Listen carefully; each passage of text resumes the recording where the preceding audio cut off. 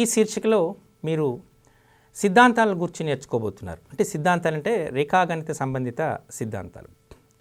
సిద్ధాంతము అనగానే it's a conditional statement అని మీకు ముందు శీర్షికలోనే చెప్పడం జరిగింది.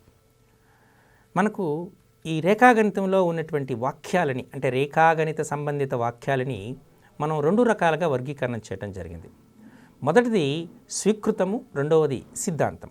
స్వీకృతము అనగానే దీన్ని ఇంగ్లీష్లో అయితే యాక్సియం అంటారు.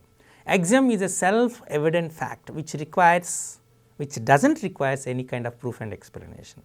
ఇది స్వయం సత్యమైనటువంటి వాక్యం, దీనికి ఏ విధమైనటువంటి వివరణ అవసరం లేదు అని చెప్పబడింది.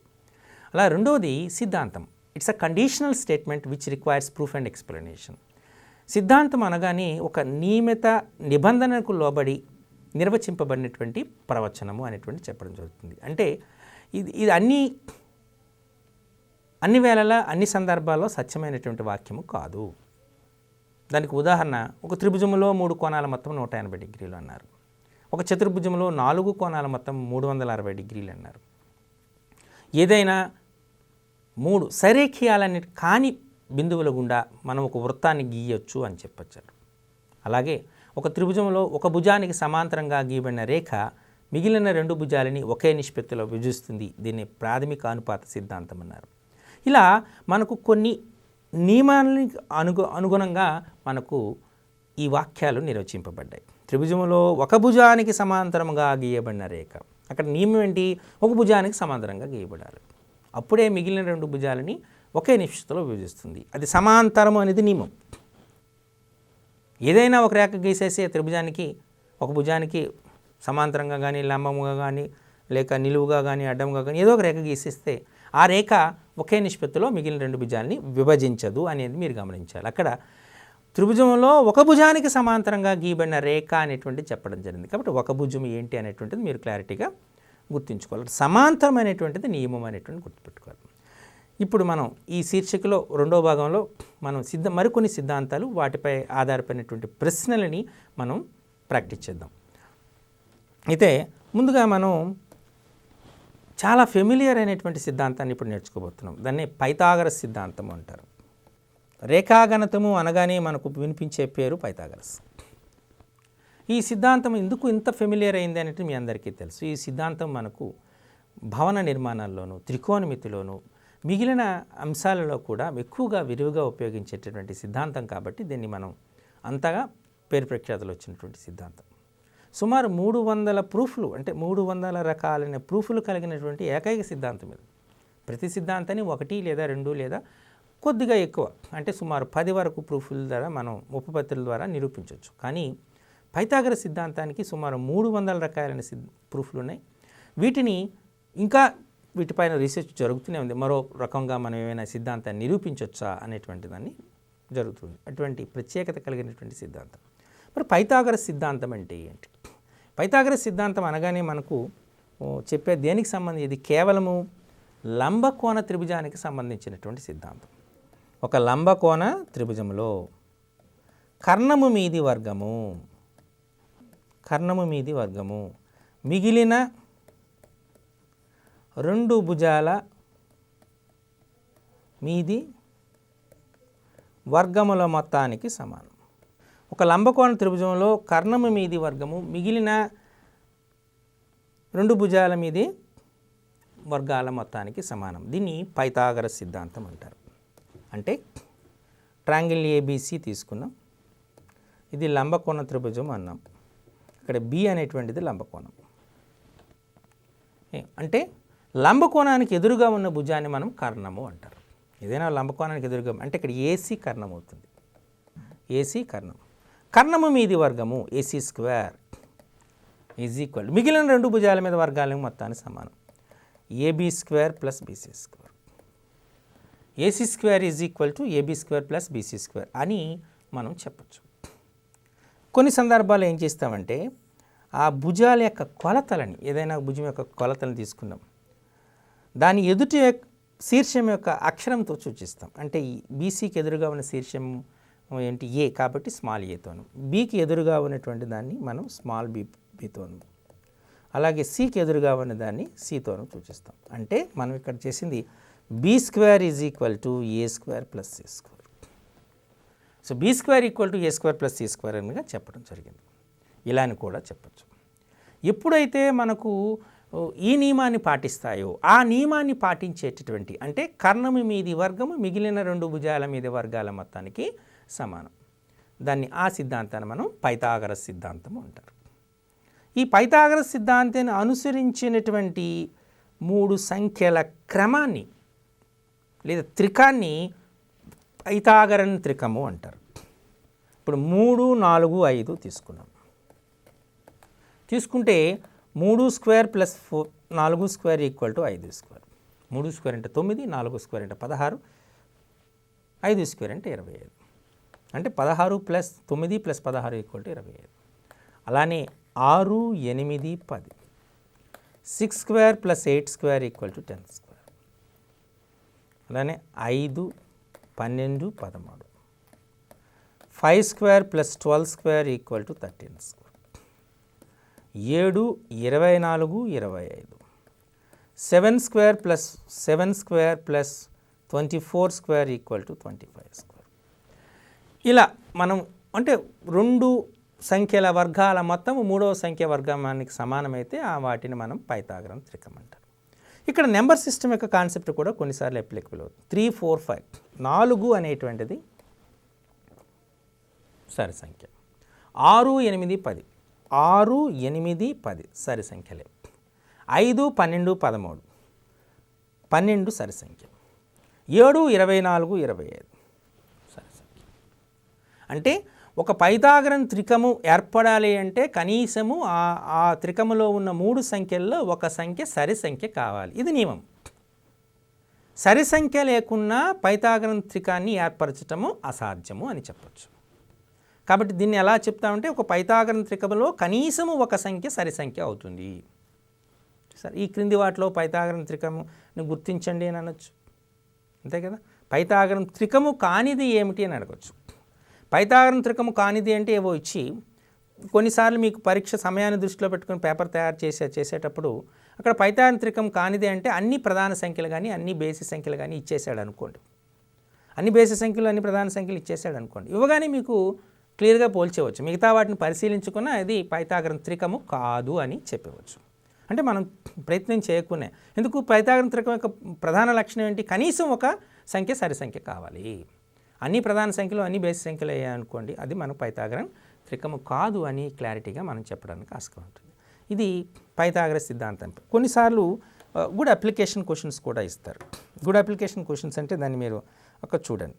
ట్రయాంగిల్ ఏబీసీ లంబకోణ త్రిభుజంలో angle B equal to 90 degrees. అతి చిన్న భుజము కొలత 47 యూనిట్లు అయితే ఆ త్రిభుజం యొక్క చుట్టుకొలత ఎంత అన్నాడు. అతి చిన్న భుజం అంటే ఖచ్చితంగా మీరు చెప్పగలిగింది ఏంటి అంటే ఇక్కడ ఒక టెస్ట్ చేస్తుంది. అతి చిన్న భుజం అంటే అది కర్ణము కాదు. ఎందుకు?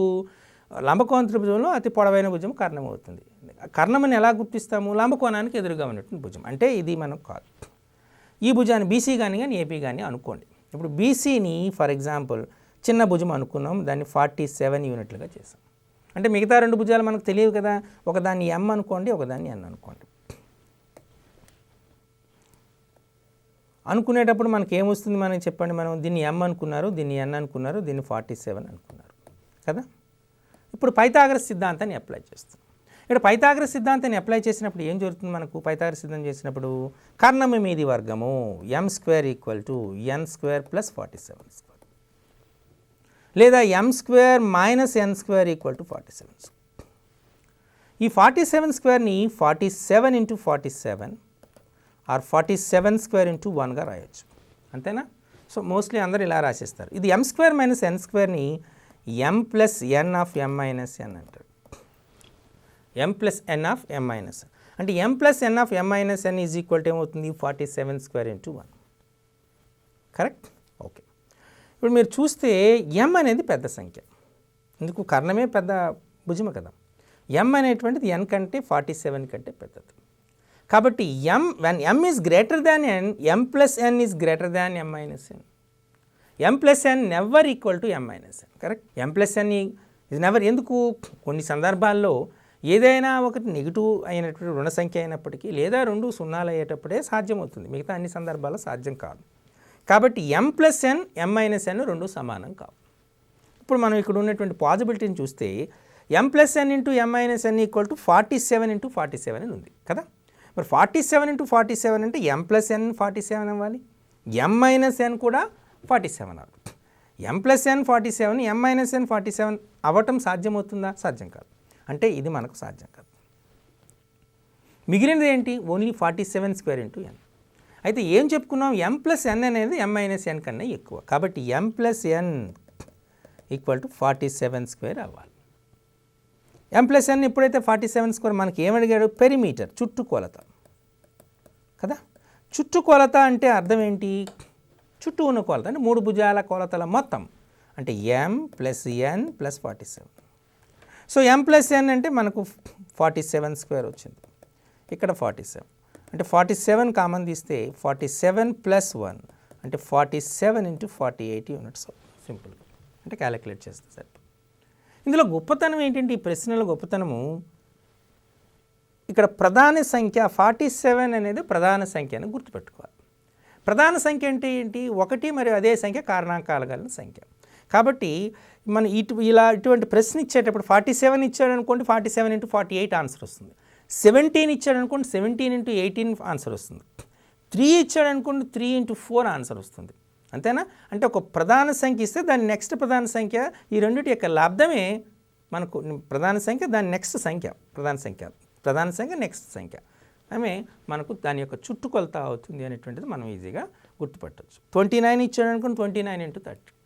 19 ఇచ్చాడు అనుకోండి, 19 ఇంటూ 20. ఇలా మనం సులభంగా ఆన్సర్ వేసే ఛాన్స్. చూసారా ఎంత లాజిక్గా ఉందో? ఇందులో మీరు ముందుగా అది ప్రధాన సంఖ్య అని గుర్తించగలగాలి. అదే ఓకే. ఈ ట్రయాంగిల్ ఏబీసీలో మనకు m అనేటువంటిది ఏసీ యొక్క మధ్య బిందువు అన్నారు. ఇది ఫర్ ఎగ్జాంపుల్ √113 యూనిట్స్ అని ఇచ్చారు. ఏబీ ప్లస్ బీసీ వాల్యూ ఇచ్చారు 30. ఇచ్చి ట్రయాంగిల్ ఏబీసీ వైశాల్యం, ట్రయాంగిల్ ఏబీసీ వైశాల్యం ఎంత అని అడిగారు. ఇప్పుడు మనం చేయవలసింది m మధ్య బిందువుని ఇచ్చారు అంటే AM is equal to MC, AM equal to MC and BM is equal to √113 units ఇచ్చారు. ఇది ఈ లెక్క చేయాలి. ఇక్కడ ఉన్నటువంటి కాన్సెప్ట్ ఏంటి? అందరికీ తెలుసు, పైథాగరస్ సిద్ధాంతం అప్లై చేయాలి. కేవలం పైథాగరస్ సిద్ధాంతం అప్లై చేస్తే ఆన్సర్ వచ్చేస్తుందా? వచ్చే ఛాన్స్ లేదు. మనం యాజ్ యూజువల్గా చేసుకుందాం. దీన్ని ఏ అందాం, దీన్ని బి అందాం, అంతేనా? దీన్ని సి అందాం. అంటే మనకు ఇచ్చినటువంటిది ఏంటి? ఏబి ప్లస్ బీసీ 30 అంటే A plus C is equal to 30 ఇచ్చారు. త్రిభుజ వైశాల్యం కావాలంటే ఏం కావాలి మనకు? ఆఫ్ భూమి ఇంటూ ఎత్తు కావాలి. అంటే మనకు కావాల్సింది ఆఫ్ ఏసీ కావాలి. ఏ ప్లస్ సి ఈక్వల్ టు 30 తెలుసు, ఇంకేమైనా మనకు తెలుసా? తెలియదు. అంటే కనుక్కోవాలి. అంటే బిఎం విలువ తెలుసు. ఇక్కడ మీరు బాగా గుర్తుపెట్టుకోవాల్సింది పైథాగరస్ సిద్ధాంతం మాత్రమే కాకుండా లంబకోణ త్రిభుజం యొక్క ఇంపార్టెంట్ ప్రాపర్టీని చూడాలి. లంబకోణ త్రిభుజం తీసుకుని దాని ఇంపార్టెంట్ ప్రాపర్టీ ఏంటి? లంబకోణ త్రిభుజంలో కర్ణం యొక్క మధ్య బిందువు దాని పరివృత్త కేంద్రం అవుతుంది అని గమనించాలి. పరివృత్త కేంద్రం అంటే ఏంటి? ఆ కేంద్రము త్రిభుజం యొక్క 3 శీర్షాలకి సమాన దూరంలో ఉంటుంది. అంటే AM is equal to MC is equal to BM. అంటే ఇది ఈ వాల్యూ √113 అవుతుంది, ఈ వాల్యూ కూడా √113 అవుతుంది. కాబట్టి మనకు బి విలువ ఏమవుతుంది? 2 టైమ్స్ ఆఫ్ √113. అంటే B square is equal to 4 times of 113 అంటే 452. బి స్క్వేర్ 450 వచ్చింది. మరి బి స్క్వేర్కి ఏ స్క్వేర్కి సి స్క్వేర్కి మధ్య సంబంధం ఏంటి? ఇక్కడ పైథాగరస్ సిద్ధాంతం ఉంటుంది. కర్ణము మీది వర్గము, మిగిలిన 2 భుజాల మీద వర్గాలే మొత్తానికి సమానం. B square is equal to A square plus C square. అంటే A square plus C square value ఎంత? బి స్క్వేర్ అంటే ఇక్కడ 452 కదా. అంటే A square plus C square is equal to 452, A plus C is equal to 10. A plus C is equal to 30 వచ్చింది. A square plus C square is equal to 452 వచ్చింది. మనకు కావాల్సింది half AC. అంటే ఏం చేయాలి? దీన్ని వర్గం చేయాలి. ఏ ప్లస్ సి వర్గం చేశారనుకోండి, A plus C whole square equal to 30 square 900. దీన్ని ఎక్స్పాండ్ చేయండి. A square plus C square plus 2ac equal to 900. ఇందులో A square plus C square value 452 వచ్చింది.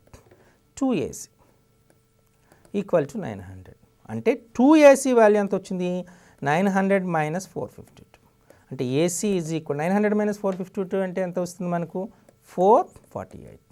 So AC is equal to half of 448 అంతేనా? 448 half అంటే మనకు వచ్చినటువంటి value ఎంత? 224. Clear? ఇది 2ac kept of AC value 224 వచ్చింది. కావాల్సింది ఏంటి? హాఫ్ ఏసీ అంటే హాఫ్ ఆఫ్ 224 అంటే మనకు 112 చదరపు యూనిట్లు. చూసారా? ఈ రకంగా మనకు పైథాగరస్ సిద్ధాంతం అంటే నేరుగా పైథాగరస్ సిద్ధాంతం పైన ప్రశ్నలు వస్తాయి అనుకొని అవకాశం లేదు. కొన్ని సందర్భాల్లో మనకు మరికొన్ని అంశాలను కూడా మేళవించి ప్రశ్నలు అడిగే ఆస్కారం ఉంటుంది. కాబట్టి వాటిని మీరు గమనించాలి. ఓకే. సో పైథాగరస్ సిద్ధాంతం. మరి పైథాగరస్ సిద్ధాంత విపర్యం చూద్దాం. పైథాగరస్ సిద్ధాంత విపర్యం. ఇక్కడ పైథాగరస్ సిద్ధాంత విపర్యం అంటే ఏదైనా ఒక త్రిభుజం తీసుకుందాం. త్రిభుజంలో ఒక భుజం మీద వర్గము మిగిలిన 2 భుజాల మీద వర్గాల మొత్తానికి సమానమైతే ఆ త్రిభుజము లంబకోణ త్రిభుజం అవుతుంది అని చెప్పడం. అంటే ఒక త్రిభుజములో ఒక భుజం మీది వర్గము మిగిలిన 2 భుజాల మీద వర్గాల మొత్తానికి సమానం. ఒక త్రిభుజంలో ఒక భుజం మీది వర్గం మిగిలిన 2 భుజాల మీద వర్గాల మొత్తానికి సమానమైతే ఆ త్రిభుజాన్ని లంబకోణ త్రిభుజం, ఆ త్రిభుజము లంబకోణ త్రిభుజము లేదా ఆ త్రిభుజాన్ని లంబకోణ త్రిభుజం. ఓకే. ఇది పైథాగరస్ సిద్ధాంతం విపర్యం. అంటే ఇక్కడ మనం ఏం చేస్తున్నాం? అయితే ఏ త్రిభుజము అంటే దేని మీద వర్గము మిగిలిన 2 భుజాల మీద వర్గాల మొత్తానికి సమానం అవుతుందో దానికి ఎదురుగా ఉన్న కోణమే లంబకోణం అవుతుంది. అలా అని కూడా చెప్పచ్చు. అంటే దీన్నే మనం సింబాలికల్గా చెప్పాలనుకోండి. ట్రయాంగిల్ ఏబీసీలో AC square is equal to AB square plus BC square అయింది అనుకోండి. ఎంప్లాయస్ angle B is equal to 90 degrees అవుతుంది. దీన్నే మనం పైథాగరస్ సిద్ధాంతం యొక్క విపర్యంగా కూడా చెప్పచ్చు. క్లియర్? సో ఈ రకంగా మనకు సిద్ధాంతము, దాని యొక్క విపర్యాలు, దాని మీద ఆధారపడినటువంటి ప్రశ్నలు కూడా వచ్చే ఆస్కారం ఉంటుంది. ఓకే. ఇప్పుడు మరొక ప్రశ్నను చూద్దాం. అంటే సిద్ధాంతాన్ని, మరొక సిద్ధాంతాన్ని మనం పరిశీలిద్దాం. మనం ఒక త్రిభుజం తీసుకున్నాం, ఏదైనా ఒక త్రిభుజం. ఆ త్రిభుజం ఒక త్రిభుజం తీసుకున్నాం. ఆ త్రిభుజంలో మొదటగా మనం అధిక కోణ త్రిభుజం తీసుకుందాం. ఏబిసి అనేటువంటిది తీసుకుందాం. ఇక్కడ బి అనేటువంటిది అధిక కోణం. అధిక కోణాన్ని ఎలా గుర్తించాలో మీకు తెలుసు కదా. ఈ అధిక కోణాన్ని తీసుకుంటే ఆ అధిక కోణాన్ని కొద్దిగా అంటే బీసీ అనే అధిక కోణం కలిగిన భుజాన్ని పొడిగించాం. డి అనేటువంటిది పర్పెండిక్యులర్ లైన్. క్లియర్? ఈ బిందువుని మనం డి పర్పెండిక్యులర్ లైన్ తీసుకున్నాం. అంటే AD is perpendicular to BC అయింది అనుకోండి. ట్రయాంగిల్ ఏబీసీలో యాంగిల్ బి అధిక కోణం, యాంగిల్ బి అధిక కోణం. AD is perpendicular to BC, AD perpendicular to BC అయింది అనుకోండి. అయినప్పుడు మనకు ఒక భుజం అంటే ఏబీ స్క్వేర్ మనం తీసుకున్నాం కదా. మనకు ఇక్కడ ఇచ్చినటువంటి ఏసీ స్క్వేర్ అంటే కర్ణమ మీది వర్గం. AC square is equal to AB square plus BC square plus 2 times of BC into BD. ఇది మనకు వచ్చు. ట్రయాంగిల్ ఏబీసీలో యాంగిల్ బి అనేటువంటి అధిక కోణము అయితే, అంటే మనం దీన్ని ఎలా చెప్పచ్చు? ఒక త్రిభుజములో అధిక కోణానికి ఎదురుగా ఉన్నటువంటి భుజం యొక్క వర్గము, భుజం యొక్క వర్గము దాని మిగిలిన 2 భుజాల మీద వర్గాల మొత్తము రేఖ పొడవు దాని భూమి పొడవుల లబ్ధము యొక్క రెట్టింపు మొత్తానికి సమానం అని చెప్పచ్చు. ఇది సెంటెన్స్గా. ఇంత పెద్ద సెంటెన్స్ కాకుండా సింపుల్గా చెప్పాలి అనుకుంటే ట్రయాంగిల్ ఏబీసీ, ట్రయాంగిల్ ఏబీసీలో యాంగిల్ బి అనే అధిక కోణం అయితే దానికి గీబనేటువంటి లంబము ఏడి అయితే AC square is equal to AB square plus BC square plus 2 times of BC into BD అవుతుంది. ఇది ఒక సిద్ధాంతం. ఇది మీరు జాగ్రత్తగా, అంటే ఇది దేనిపైన ఆధారపడుతుంది అంటే మనం పైథాగరస్ సిద్ధాంతం పైన ఆధారపడుతుంది, దాని యొక్క అప్లికేషన్ సిద్ధాంతం అనమాట. క్లియర్? ఓకే. ఇప్పుడు మరొక సిద్ధాంతం, దీనిపైన ఆధారపడిన సిద్ధాంతాన్ని తీసుకుందాం. ఇప్పుడు అధిక కోణ త్రిభుజం తీసుకున్నాం కదా, అల్ప కోణ త్రిభుజం తీసుకుందాం. ఏబీసీ ఒక త్రిభుజం, ఇది అల్ప కోణ త్రిభుజం తీసుకుందాం. ఇందులో AD is perpendicular to BC అనుకుందాం. ఇప్పుడు AD is perpendicular to BC తీసుకుంటే ఇప్పుడు ఇక్కడ మనం తీసుకున్నటువంటిది ఏమవుతుంది, మనం యాంగిల్ బి అనేటువంటిది అల్పకోణం, యాంగిల్ బి అల్పకోణము, AD is perpendicular to BC. Clear? AD is perpendicular to BC. AD is perpendicular to BC అయితే అప్పుడు మనకు ఒక సిద్ధాంతం వస్తుంది. ఏం సిద్ధాంతం అది?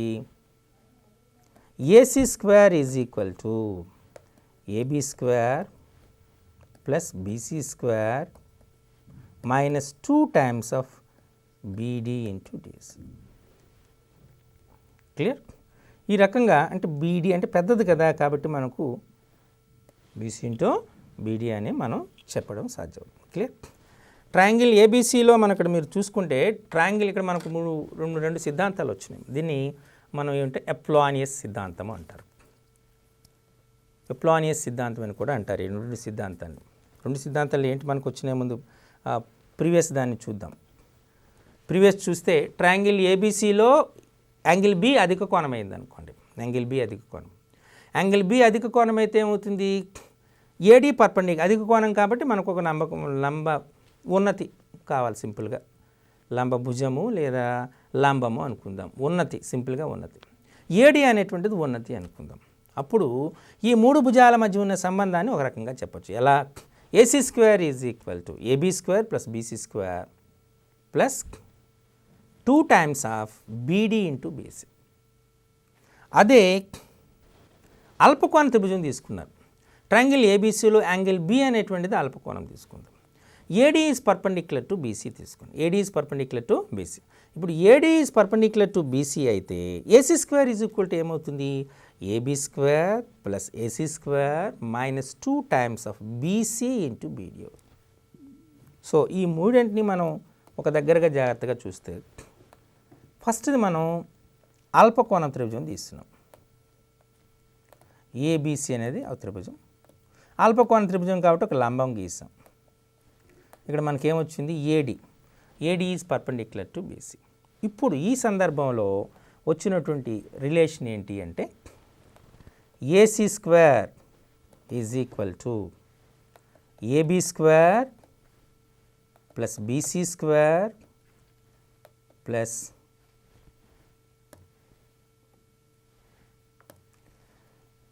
Minus 2 times of BC into BD. ఇప్పుడు మనం అధిక కోణ త్రిభుజాన్ని తీసుకుందాం. ఒక అధిక కోణ త్రిభుజం సేమ్ దీన్ని ఏబిసి తీసుకుందాం. ఏబిసి తీసుకుంటే మనకు ఇక్కడ ఏదో ఒక లంబం గీసాం. ఈ లంబాన్ని గీసి దాన్ని డి అన్నాం. ఇది పర్పెండిక్యులర్ అన్నాం. ఇక్కడ మనకు కోణం అనేటువంటిది అధిక కోణం, ఇక్కడ అల్పకోణం. ఇక్కడ angle B is equal to less than 90 degrees. అల్పకోణము. అలాగే ఇక్కడ మనం తీసుకునే angle B is greater than 90 degrees, అధిక కోణం. అప్పుడు మనకు వచ్చినటువంటి కండిషన్, ఏ కండిషన్ వస్తుంది? AC square is equal to AB square plus BC square plus 2 times of BD BC into BD. ఇప్పుడు మరో కండిషన్ తీసుకుంటున్నాం. లంబకోణ త్రిభుజం తీసుకున్నాం ఏబీసీ. ఇక్కడ angle B equal to 90 degrees అంటే లంబకోణం. ఇక్కడ కండిషన్ చూస్తున్నాం. AC square is equal to AB square plus BC square. చూసారా? ఇవి కండిషన్స్. యాంగిల్ బి అనేటువంటిది అల్పకోణం అయింది అనుకోండి, అంటే అల్పకోణ త్రిభుజంలో యాంగిల్ బి అల్పకోణం అయింది అనుకోండి, అప్పుడు AC square is equal to AB square plus BC square minus 2 times of BC into BD. AD perpendicular line అయ్యేటట్టు. అదే అధిక కోణ త్రిభుజం తీసుకున్నారు. Angle B 90 degrees, more than 90 degrees అయింది. అధిక కోణ త్రిభుజం తీసుకున్నారు. అప్పుడు AC square is equal to AB square plus BC square plus 2 times of BC into BD అవుతుంది. అదే యాంగిల్ బి ఈక్వల్ టు 90 అంటే లంబకోణ త్రిభుజం తీసుకున్నారు. లంబకోణ త్రిభుజం అయిందనుకోండి, లంబకోణ త్రిభుజం అయినప్పుడు అప్పుడు మనకు వచ్చినటువంటిది ఏంటంటే AC square is equal to AB square plus BC square అవుతుంది. చూసారా? కాబట్టి మనకు ఇలా ఇప్పుడు నేను కండిషన్ చెప్పినప్పుడు మీరు ఒక చార్ట్ లాగా తయారు చేసుకోవాలి. చేసుకునేటప్పుడు మనకి వీటిని విలువల్ని ఈజీగా వేయటం జరుగుతుంది. దీన్ని ఎప్లాయినియస్ సిద్ధాంతం అంటారు. దీని యొక్క కోర్స్ ఇది లంబకోణ సంబంధించింది నేరుగా కాబట్టి దీన్ని పైథాగరస్ సిద్ధాంతం, పై రెండింటిని ఎప్లాయినియస్ సిద్ధాంతం 1 and 2 అంటారు. చూసారా? అంటే మనకు సిద్ధాంతాల పేర్లతో సంబంధం లేకుండా వాటి కండిషన్స్ అనేటువంటివి గుర్తుపెట్టుకోవడానికి ముఖ్యం అవసరం. యాంగిల్ బి 90 degrees అయ్యేటప్పుడు ఏసీకి ఏబీబీసీలకి మధ్య సంబంధం ఏంటి? యాంగిల్ బి లెస్ దాన్ 90 అల్పకోణం అయ్యేటప్పుడు దానికి మధ్య సంబంధం ఏంటి? యాంగిల్ బి గ్రేటర్ దాన్ 90 అన్నట్టు వాటి మధ్య సంబంధం ఏంటి? ఇలా మనం వీటి మధ్య సంబంధాన్ని కనుక్కోమన్నారు కాబట్టి వాటిని మనం కనుక్కునే అవకాశాలు ఉంటాయి. ఓకే, ఇలా మనం మరికొన్ని సిద్ధాంతాలను ఇప్పుడు పరిశీలన చేద్దాం. ఒక లంబం మనం ఇక్కడ ఫర్ ఎగ్జాంపుల్ మనం తీసుకున్నాం ట్రయాంగిల్ ఏబీసీ ఒక త్రిభుజం తీసుకున్నాం. ఈ ఏబీసీ త్రిభుజంలో మనకు దీన్ని మనం ఇది మధ్య బిందువు అనుకుందాం, దీన్ని బీడీ అందాం, అంటే BD is equal to DC అందాం. అలానే ఒక పర్పెండిక్యులర్ లైన్ గీస్తున్నాం, దీన్ని ఈ అందాం. ఇలా గీసాం. ఇలా గీసేటప్పుడు మనకు ఒక కండిషన్ ఏమొస్తుంది అంటే AB square plus AC square, ఏవైనా రెండు భుజాల యొక్క వర్గాల మొత్తం, 2 times of AD square plus 2 times of AD square plus 2 times of half of BC square. Okay, so ఇది మనకు సిద్ధాంతం. ఈ సిద్ధాంతాన్ని మనం ఎలా చెప్పొచ్చు చూడండి. ఏబీ స్క్వేర్ ప్లస్ ఏసీ, ఏదైనా ఒక త్రిభుజం తీసుకున్నాండి, ఆ త్రిభుజంలో రెండు భుజాల మీది వర్గాల మొత్తము దాని మధ్యగతం యొక్క వర్గానికి రెట్టింపులు మరియు మూడవ భుజములోని సగం యొక్క వర్గానికి రెట్టింపుల మొత్తానికి సమానం అంటారు. ఇది కొద్దిగా కాంప్లికేటెడ్లా అనిపిస్తుంది కదా. అంటే మనకి ఏం సింపుల్గా అయితే డయాగ్రామ్ గీస్తే ఈజీ, అదర్వైజ్ మీరు ఏదైనా త్రిభుజం తీసుకోండి, ఆ త్రిభుజంలో రెండు భుజాల యొక్క వర్గాల మొత్తం AB square plus AC square, ఈ రెండు భుజాల వర్గాల మొత్తము దేనికి సమానం అవుతుంది? రెండు అంశాల మొత్తానికి సమానం. ఒకటి ఏదైనా ఒక భుజానికి గీయబడినటువంటి మధ్యగతం యొక్క వర్గానికి రెట్టింపు, అలానే ఆ భుజం యొక్క అంటే మూడవ భుజం ఏదైతే మనం చెప్తున్నా ఆ మూడవ భుజం యొక్క సగం, మూడవ భుజం యొక్క కొలతలో సగం, మూడవ భుజం యొక్క కొలతలో సగాన్ని తీసుకున్నారు. మూడవ భుజం కొలతలో సగాన్ని తీసుకుని ఆ మూడవ భుజం యొక్క కొలతలో సగం యొక్క వర్గానికి రెట్టింపు, ఇలా మొత్తానికి సమానం. సింపుల్గా చెప్పాలంటే ఒకటేనండి, ట్రయాంగిల్ ఏబీసీలో ఏడీ అనేది మధ్యగతం అనుకోండి. ఏడీ అనేది మధ్యగతం అనుకుంటే AC square plus AB square అంటే AB square plus AC square is equal to 2 times of AD square plus of BC whole square అని మనం క్లారిటీగా చెప్పే ఛాన్స్. ఇది ఒక ఇంపార్టెంట్ సిద్ధాంతం. ఓకే, అయితే కొన్ని సిద్ధాంతాలకి పేర్లు ఉంటే కొన్ని సిద్ధాంతాలకు పేర్లు ఉండవు అనేటువంటిది మీరు గమనించాలి. ఈ సిద్ధాంతాన్ని మనం జనరల్గా మనం వాడేటువంటి పదం ఏమీ లేదు, సింపుల్గా బైసెక్స్ అనేటువంటిది యూజ్ చేయాలి. మనం చేసినటువంటిది ఇంకొక సిద్ధాంతం ఏంటి అంటే ట్రయాంగిల్ ఏబీసీ త్రిభుజం తీసుకున్నారు. ఈ ట్రయాంగిల్ ఏబీసీ త్రిభుజం తీసుకుంటే ఈ ఏబీసీ త్రిభుజంలో ఏడి ఒక మధ్యగత రేఖ, బిఈ ఇంకొక మధ్యగత రేఖ, సిఎఫ్ ఇంకొక మధ్యగత రేఖ తీసుకున్నాం. వీటి యొక్క అనుశక్త బిందువుని మనం గురుత్వ కేంద్రం జి అని అంటారు. ఈ సిద్ధాంతం ఏం చెప్తుంది అంటే మధ్యగత రేఖలు దాని భుజాల మధ్య ఉన్నటువంటి సంబంధం తెలుపుతుంది. అంటే 3 times of AB square plus BC square plus AC square is equal to 4 times of AD square plus BE square plus CF square. ఏదైనా ఒక త్రిభుజం తీసుకుంటే ఆ త్రిభుజములో 3 భుజాలకి గీయబడినటువంటి మధ్యగతాలు, భుజాల మధ్య సంబంధం చెప్పాలంటే భుజాల వర్గాల మొత్తానికి 3 రెట్లు వాటి మధ్యగత వర్గాల మొత్తం యొక్క 4 రెట్లకు సమానము. 3 into AB square plus BC square plus AC square. భుజాల వర్గాల మొత్తం యొక్క 3 రెట్లు వాటికి గీయబడినటువంటి మధ్యగత రేఖల వర్గాల మొత్తమునకు 4 రెట్లకు సమానము అంటారు. ఇది చాలా ఇంపార్టెంట్ సిద్ధాంతం. ఈ సిద్ధాంతం ఆధారంగా మనం కొన్ని ప్రశ్నలు కూడా వచ్చవచ్చు, కానీ ఈ సిద్ధాంతాన్ని మీరు తెలుసుకోవటం అనేటువంటిది చాలా మంచిది అనేటువంటి అభిప్రాయం. ఓకే, సో ఈ రకంగా మనం చాలా సిద్ధాంతాలని మనం నిరూపించవచ్చు. ఆ సిద్ధాంతాల ఆధారంగా కూడా మనం చాలా లెక్కలను కూడా సాల్వ్ చేసేటటువంటి ఆస్కారం ఉంటుంది. దీన్ని ఆధారంగా చేసుకొని మనం కొన్ని అంశాలను చేయవలసి ఉంటుంది.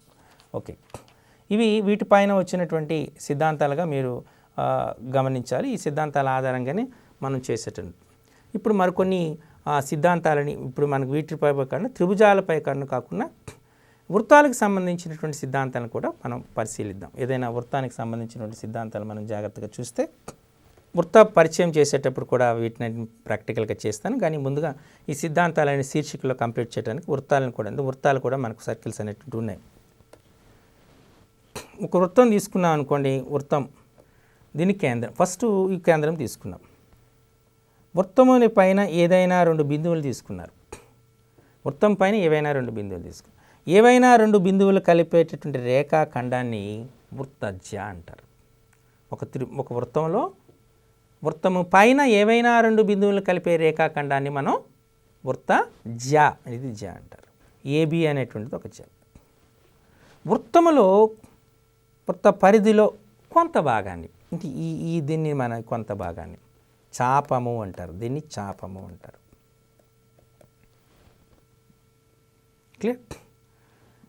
అలాగే వృత్తాన్ని ఏదైనా ఒక బిందువు వద్ద మాత్రమే తాకేటటువంటి రేఖను ఎల్ని స్పర్శ రేఖ అంటారు. వృత్తాన్ని 2 బిందువుల ఖండిస్తూ గీయబడినటువంటి రేఖని మనం సీకెంట్ అంటారు. జాకు సీకెంట్కు మధ్య ఉన్నటువంటి సంబంధం ఏంటంటే ఇది రేఖాఖండము, అది రేఖ. క్లియర్? ఓకే, సో ఇవి బేసిక్ కాన్సెప్ట్స్. వృత్తములో కొంత భాగం ఈ భాగాన్ని సెక్టరు అంటారు. ఇలా వృత్తానికి సంబంధించిన బేసిక్ నాలెడ్జ్ ఇది. మనం ఇది వృత్తాలు అనే చాప్టర్ని చెప్పుకునేటప్పుడు వీటిపైన మనం కూలంకుషంగా నేర్చుకుందాం. ముందు దీనికి సంబంధించినటువంటి సిద్ధాంతాలు మనం కొన్ని నేర్చుకుందాం. వృత్తానికి బాహ్య బిందువు నుండి గీయగలిగినటువంటి స్పర్శరేఖల సంఖ్య 2. ఇది మొదటి సిద్ధాంతం. ఏదైనా వృత్తం తీసుకున్నాం అనుకోండి, ఆ వృత్తానికి బాహ్య బిందువు నుండి 2 స్పర్శరేఖలు మాత్రమే గీయగలిగిన గరిష్ట స్పర్శరేఖల సంఖ్య అంటే ఇది పి అనుకోండి, పిఏ పిబి. మొదటిది. ఒక వృత్తానికి బాహ్య బిందువు నుండి గీయబడినటువంటి స్పర్శరేఖల సంఖ్య 2. రెండవ సిద్ధాంతం, బాహ్య బిందువు నుండి వృత్తానికి గీయబడినటువంటి స్పర్శరేఖల పొడవులు సమానము. అంటే PA is equal to PB అవుతుంది. ఇది వెరీ సింపుల్ ప్రూఫ్ కావాలంటే మీరు ఇక్కడ ఇలా కలిపారనుకోండి, ఇది ఒక వస్తుంది, ఇది ఒకటి వస్తుంది కదా, మనం చేస్తాం. ఇక్కడ ఇది పర్పండి. ఈ 2 త్రిభుజాలు మనం తీసుకున్న దీన్ని ఓ అనుకున్నాం అనుకోండి, ఓఏపి అనేటువంటి ఓబిపి అనేటువంటి సర్వసమానాలు అవుతాయి. కారణం ఏంటి అంటే ఇది లంబకోణం, ఇది లంబకోణం, అంటే కోణం లంబకోణం. ఈ భుజము సమానం, ఉమ్మడి భుజం. ఈ భుజము సమానం, అంతే కదా. ఈ భుజానికి సమానం. అంటే ఈ 2 త్రిభుజాలు ఏమవుతాయి? సర్వసమానం. ఎప్పుడైతే 2 త్రిభుజాలు సర్వసమానమయ్యో అనురూప భుజాలు సమానం అవుతాయి. కాబట్టి ఏదైనా వృత్తానికి బాహ్య బిందువు నుండి గీయబడినటువంటి స్పర్శరేఖల సంఖ్య 2, ఆ స్పర్శరేఖల పొడవులు సమానంగా ఉంటాయన్నటువంటి.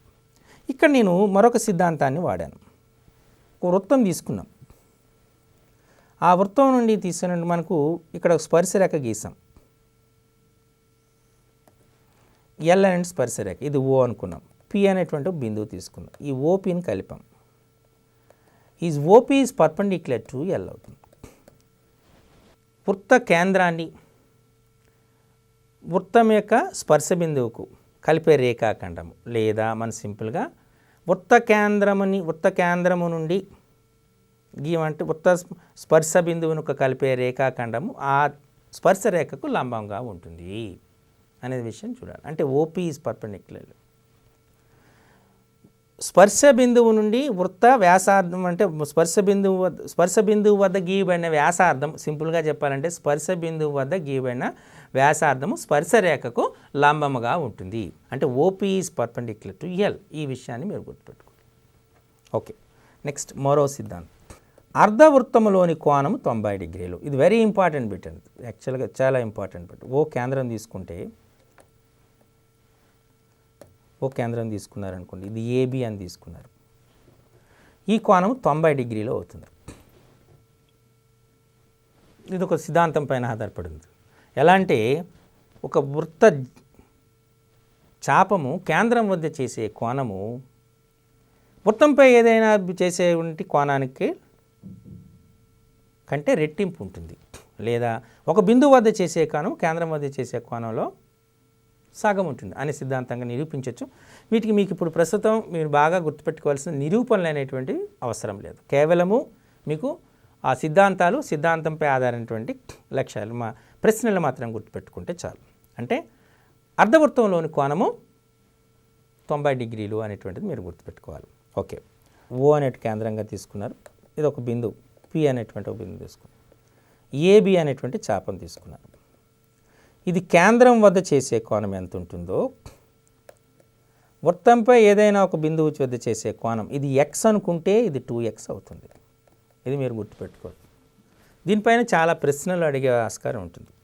ఫర్ ఎగ్జాంపుల్ ఇప్పుడు మనం ఒక ఎగ్జాంపుల్ తీసుకుందాం. ఇది ఏమవుతుంది, ఈ సిద్ధాంతం ఏంటి, వృత్త కేంద్రం వద్ద ఒక చాపము వృత్త కేంద్రం వద్ద చేసే కోణము వృత్తంపై ఏదైనా ఒక బిందువు వద్ద చేసే కోణానికి రెట్టింపు ఉంటుంది. దీన్ని ఈ సిద్ధాంతం తీసుకుంది. దీనిపైన వచ్చే ప్రశ్న ఎలా వస్తుంది అంటే, మనం ఇలా ఉదాహరణకి ఒక వృత్తం తీసుకున్నాం, దానిపైన ఒక బిందువు పి అనేటువంటి బిందువు తీసుకుందాం, ఏదో XY అనేటువంటి దాన్ని తీసుకుందాం, ఓ అనేటువంటిది కేంద్రం తీసుకుందాం. ఈ కోణం ఫర్ ఎగ్జాంపుల్ ఇది 30 డిగ్రీస్ అయితే ఈ కోణం ఎంత అని అడుగుతాడు. అంటే x ఈజ్ ఈక్వల్ టు ఏమవుతుంది, 2 times of 30 అంటే 60 డిగ్రీస్ అవుతుంది. అలా కాకుండా మనకు మొత్తం తీసుకున్నాం, PQ అనేటువంటి దాన్ని తీసుకున్నాం, ఇది R, వీటిని కలిపారు. ఇక్కడ మనకు ఇచ్చాడు ఉదాహరణకి ఇట్ ఈస్ 120 డిగ్రీస్ అని ఇచ్చాడు. ఈ వాల్యూ ఎంత అని అడిగాడు, అని x అడిగాడు. అప్పుడు x ఈజ్ ఈక్వల్ టు ఏమవుతుంది, హాఫ్ ఆఫ్ 120 డిగ్రీస్ అవుతుంది, అంటే 60 డిగ్రీస్ అవుతుంది. ఈ రకంగా మనకు వీటిపైన ప్రశ్న ఇచ్చే ఆస్కారం ఉంటుంది. కాబట్టి వీటిని బాగా గుర్తుపెట్టి, ఇంతకుముందు కూడా చెప్పాను కదా, అది కూడా క్వశ్చన్ సేమ్. యాక్చువల్గా అది కూడా మీరు సిద్ధాంతాన్ని కూడా ఇలా ప్రూవ్ చేయొచ్చు మీరు. ఇది వ్యాసం కంప్లీట్ తీసుకుంటే ఏబి అనేటువంటి తీసుకున్నారు. ఇదే బిందువు పి అని తీసుకున్నారు. యాంగిల్ ఏపీబి ఎంత అని అడిగాడు. అంటే అది గీసాను అనుకోండి x ఈక్వల్ అని.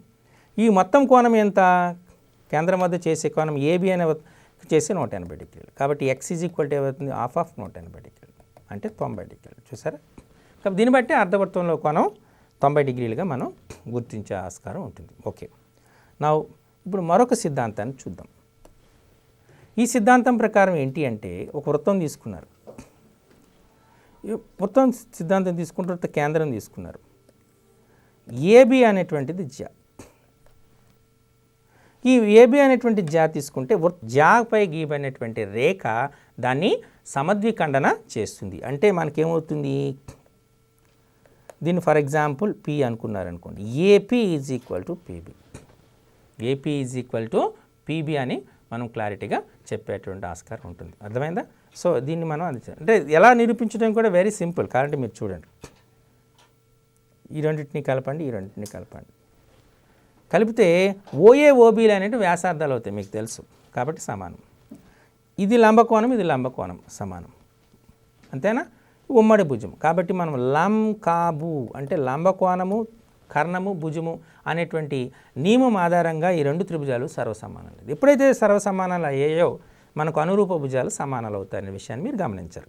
అంటే ఇక్కడ మనకు సిద్ధాంతం అనేటువంటిది కన్నా ముఖ్యంగా మనం తీసుకోవాల్సింది. ఓకే, సో కాబట్టి మనం ఈ రకమైన సిద్ధాంతం అంటే వృత్త కేంద్రము నుండి దాని యొక్క జాపై గీయబడినటువంటి లంబము దాన్ని సమద్విఖండన చేస్తుంది అని చెప్పచ్చు. ఓకే, మరొక సిద్ధాంతాన్ని చూద్దాం. ఒక వృత్తం తీసుకున్నారు, సమాంతర రేఖలు తీసుకున్నారు, సమాంతర జాలు. ఈ సమాంతర జాలు తీసుకుంటే ఈ సమాంతర జాల యొక్క మధ్య బిందువులు తీసుకున్నారు. సమాంతర జాల యొక్క మధ్య బిందువులు వాటిని కలిపారు. కలిపితే వచ్చినటువంటిది ఇది, ఇవన్నీ సమాంతర, ఇవన్నీ ప్యారలల్స్ కదా. ఇవి తీస్తే మనకి ఇది వచ్చినటువంటిది ఏంటివి అని తీసుకున్నారు. కాబట్టి ఈ రేఖ ఫర్ ఎగ్జాంపుల్ ఏబి అనుకున్నారు. దీన్ని ఏదో 1 2 3 4 5 6 7 8 అని తీసుకున్నారు. ఇప్పుడు ఏబి అనేది వ్యాసం అవుతుంది. ఏబి వ్యాసం అంటే దీన్ని ఎలా చెప్పొచ్చు అంటే ఒక వృత్తములో సమాంతర జాల యొక్క మధ్య బిందువుల యొక్క పథము వ్యాసం. Very important. వృత్తం తీసుకున్నారు కదా, ఆ వృత్తం తీసుకునేటప్పుడు ఆ వృత్తం మధ్య బిందువులన్నీ కలిపితే వ్యాసం వచ్చింది కదా. అంటే ఎందుకంటే వృత్తం యొక్క నిర్వచనం కూడా అదే. వృత్తం అంటే ఒక స్థిర బిందువు నుండి సమాన దూరంలో ఉన్నటువంటి బిందువుల పథాన్ని వృత్తము అంటారు. ఏదైనా వృత్తంలో సమాంతర జాల యొక్క మధ్య బిందువుల పథాన్ని వ్యాసం అంటారు. ఇవన్నీ వెరీ ఇంపార్టెంట్ స్టేట్మెంట్స్. ఒకసారి ఇంతవరకు నేర్చుకున్న ఈ వృత్తాలపై నేర్చుకున్నటువంటి దాన్ని మనం చూద్దాము. అలాగే వృత్త కేంద్రం వద్ద చేసే కోణము వృత్తంపై ఏదైనా బిందువు వద్ద చేసే కోణానికి రెట్టింపు ఉంటుంది అని చెప్పుకున్నాం. దీని మీద మరి ఆల్రెడీ మనం కొన్ని ప్రశ్నల్ని ప్రాక్టీస్ చేసాం. సో మనం ఇక్కడ అందుకని దాన్ని ఆధారంగానే చూసుకుని అర్ధవృత్తంలో కోణం 180 డిగ్రీలు ఉంటుందని మనం చెప్పడం కూడా జరిగింది. కేంద్రము నుండి వృత్త జాపై గీయబడినటువంటి లంబము ఆ జాని రెండు సమాన భాగాలుగా విభజిస్తుంది లేదా సమద్విఖండన చేస్తుంది. కేంద్రము నుండి వృత్త జాపై లంబంగా గీయబడిన రేఖ ఆ వృత్త జాను సమద్విఖండన చేస్తుంది అనేటువంటిది ఒక సిద్ధాంతంగా చెప్పుకోవచ్చు. ఓకే, మనం వృత్తం తీసుకున్నాం. వృత్తం తీసుకుంటే సమాంతర రేఖలు గీసాం, సమాంతర జాలు. ఈ సమాంతర జాలను తీసుకుంటే ఈ సమాంతర జాల మధ్య బిందువులను తీసుకున్నాం. ఆ మధ్య బిందువులన్నింటినీ కలిపాం. ఏర్పడే రేఖాఖండము ఆ వృత్తానికి వ్యాసం అవుతుంది. దానికి వ్యాసం అంటే మనం సింపుల్గా ఎలాగ చెప్పొచ్చు అంటే ఏదైనా ఒక వృత్తములో సమాంతర రేఖల సమాంతర జాల మధ్య బిందువుల పథముని మనము వ్యాసము అంటారు. ఇప్పుడు వృత్తం నిర్వచనం కూడా అదే చెప్పాం. ఏదైనా వృత్తం తీసుకున్నారనుకోండి, ఆ వృత్తం అంటే ఏంటి? ఒక స్థిర బిందువు నుండి సమాన దూరంలో ఉన్నటువంటి బిందువుల పథంని మనం వృత్తం అంటారు. ఈ రకంగా మనం వృత్తాన్ని నిర్వచించవచ్చు. సిద్ధాంతము అనగానే మనకు గుర్తొచ్చినటువంటిది ఏంటంటే మీకు గుర్తువలసింది సిద్ధాంతం అంటే it's a conditional statement which requires proof and explanation. ఇది ఒక నిర్దిష్ట నియమ నిబంధనల ఆధారంగా నిర్వచింపబడినటువంటి వాక్యం. ఇందులో మొదటి భాగం సాధారణంగా దత్తాంశం తీసుకుంటాం, రెండవ భాగాన్ని సాధారణంగా సారాంశం. అంటే దత్తాంశం అంటే ఇచ్చినటువంటి అంశాన్ని దత్తాంశం అంటారు, నిరూపించవలసిన అంశాన్ని సారాంశం అంటారు. ఏ పద్ధతిలో మనం నిరూపిస్తున్నామో దాన్ని ఉపపత్తి అంటారు. మరి ఈ ఉపపత్తి కోసము మనం కొన్నిసార్లు సమాచారం, అదనపు సమాచారం కోసము రేఖను పొడిగించడం కానీ, సమద్విఖండన రేఖను గీయటం కానీ, లేదా మరో కోణాన్ని నిర్మించడం కానీ, లేదా స్పర్శరేఖను గీయటం కానీ, ఇటువంటి కొన్ని ప్రక్రియలను చేస్తాం. ఏ ప్రక్రియలు అయితే మనం చేసామో ఆ ప్రక్రియల సమాహారాన్ని మనం సింపుల్గా నిర్మాణం అని అంటారు. ఇలా ఒక సిద్ధాంతంలో 4 భాగాలు ఉంటాయని మీరు గమనించారు. ఒకటి దత్తాంశం, రెండవది సారాంశం, మూడవది నిర్మాణము, నాలుగవది ఉపపత్తి. సారాంశము, దత్తాంశం, ఉపపత్తి అనేటువంటి ఏదైనా సిద్ధాంత నిరూపణలో అత్యవసరము, కానీ నిర్మాణమైనటువంటి అత్యవసరమైనటువంటి భాగం కాదు. సో మనం ఈ దత్తాంశాన్ని సారాంశం ఆధారంగా మనం చూసుకుంటూ ఉంటాం. దత్తాంశం సారాంశాన్ని మనం నేరుగా నిరూపిస్తే దాన్ని సిద్ధాంతం అంటాం. అలా కాకుండా ఈ మనం సారాంశాన్ని మనం దత్తాంశం తీసుకొని దత్తాంశంగా సారాంశంగా నిరూపించవలసిన స్థితి వస్తే దాన్ని విపర్యం అంటాం. మనకు తెలుసు ప్రాథమిక అనుపాత సిద్ధాంతం దాని యొక్క విపర్యం, పైథాగరస్ సిద్ధాంతం దాని యొక్క విపర్యం. ఇలా మనకు ఒక సిద్ధాంతము దాని విపర్యాలు కూడా తీసుకుంటారు. కాబట్టి ఈ రకంగా ఈ సిద్ధాంతాల ఆధారపడి మరికొన్ని ఉపసిద్ధాంతాలు అనేవి నిర్వచింపబడతాయి. ఈ సిద్ధాంతాలు ఉపసిద్ధాంతాల మీద భావనల ఆధారంగా మనం కొన్ని ప్రశ్నలు ఉంటాయి. కాబట్టి నేరుగా సిద్ధాంతం మీద ప్రశ్నలు రావచ్చు, సిద్ధాంతం యొక్క అప్లికేషన్స్పై కూడా ప్రశ్నలు రావచ్చు. కాబట్టి ఈ సిద్ధాంతాలన్నింటినీ మీరు ప్రాక్టీస్ చేస్తే వాటి స్టేట్మెంట్స్ని జాగ్రత్తగా గుర్తుపెట్టుకుంటే మీకు చాలా మార్కులు వచ్చే ఆస్కారం ఉంటుంది. కాబట్టి వీటిని మీరు జాగ్రత్తగా పరిశీలన చేయండి. మరి ఈ క్లాస్ ద్వారా మరి కొన్ని సిద్ధాంతాలను చెప్పడం ప్రయత్నం చేశాను. మరికొన్ని సిద్ధాంతాలు అనేటువంటివి పాఠ్యపుస్తకాల్లో కూడా ఉన్నాయి. మనకు 1 నుంచి అంటే సిద్ధాంత భావన అనేటువంటి జనరల్గా 6th నుండి స్టార్ట్ అవుతుంది. కాబట్టి 6th to 10th ఉన్నటువంటి మ్యాథ్స్ టెక్స్ట్ బుక్స్ అన్నిటిని తెలంగాణ ప్రభుత్వం విడుదల చేసిన పుస్తకాలను ప్రాక్టీస్ చేయండి. అలాగే ఎన్సీఆర్టీ టెక్స్ట్ బుక్స్ని చూడండి. అలాగే ఎన్సీఆర్టీ ఎగ్జాంపులర్ ప్రాబ్లమ్స్ అనేటుంటే వాటిని కూడా చదవండి. మీకు ఇంకా పూర్తి వివరణ కావాలంటే మ్యాథ్ ప్లస్ అనేటువంటిది ఎంఎస్ఎం పబ్లికేషన్ మార్కెట్లో ఉంటుంది. వాటిని కూడా కొన్ని చూడడం వల్ల వివిధ మంచి కలెక్షన్ వచ్చే ఆస్కారం ఉంది. అలాగే ఆర్డి శర్మ బుక్లో మీకు ఎక్కువ ప్రాక్టీస్ చేయడానికి ఆస్కారం ఉంటుంది. ఇలా మీరు ఎక్కువ సమాచారాన్ని సేకరించి ప్రాక్టీస్ చేస్తే ఖచ్చితంగా మీరు విజయం సాధించగలుగుతారు.